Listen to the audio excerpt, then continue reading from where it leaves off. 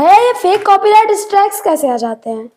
Fake copyright strikes ये YouTube पे बहुत होता है। मतलब आपका खुद का पूरा वीडियो होता है, आपने किसी का कुछ कॉपी नहीं किया, उस पर भी कोई भी आके स्ट्राइक मार देता है और यूट्यूब एक्सेप्ट भी कर लेता है। अब यूट्यूब ऐसा तो है नहीं कि बिना चेक किए एक्सेप्ट कर लेता है। फिर कैसे स्ट्राइक्स आ जाती हैं फेक कॉपीराइट स्ट्राइक्स? समझने का कोशिश करेगा। मैं एक्सपीरियंस से बता रहा हूँ, अपने 5 साल के एक्सपीरियंस से। 3 रीजन होते हैं जिसकी वजह से फेक कॉपीराइट स्ट्राइक्स आ जाती है। ध्यान से समझिएगा आप। तो सबसे पहला कारण है लूप होल्स। YouTube में एक नहीं हजारों लूप होल्स हैं, और जो थोड़े से स्मार्ट लोग होते हैं ना, उन्होंने ये लूप होल पकड़ रखे हैं कि अच्छा ये YouTube में कमियां हैं, और इनका लोग मिसयूज करते हैं, एक दूसरे को कॉपीराइट स्ट्राइक्स भेजते हैं और उनको फेक स्ट्राइक बोला जाता है। तो बहुत सारे YouTube में लूप होल्स हैं, समझ रहे हो, उनका मिसयूज करते हैं लोग फेक स्ट्राइक देने के लिए। और दूसरा इसका सबसे बड़ा रीजन है, वो मैं बताता हूँ, वो है ऑटोमेशन।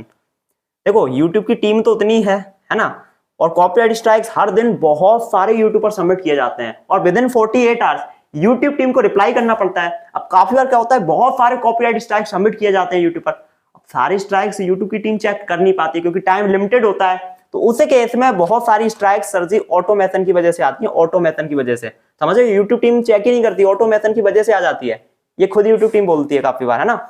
और तीसरा इसका सबसे बड़ा रीजन बताता हूं मैं आपको, वो है फॉल्स एविडेंस।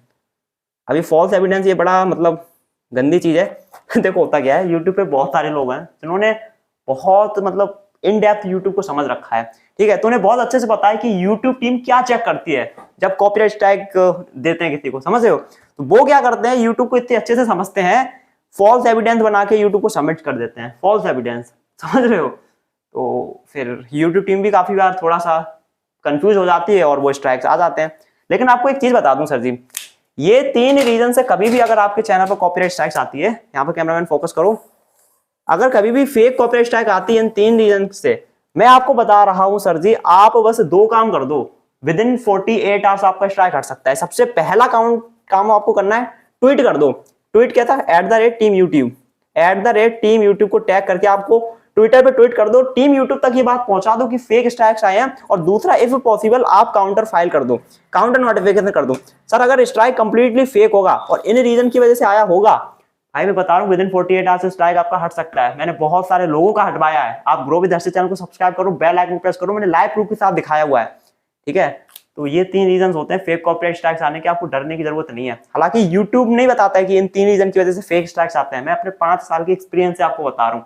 एक नहीं बहुत सारे मैंने फेक स्ट्राइक देखे हुए, मेरे खुद के 3 चैनल बंद हुए थे, समझ रहे हो।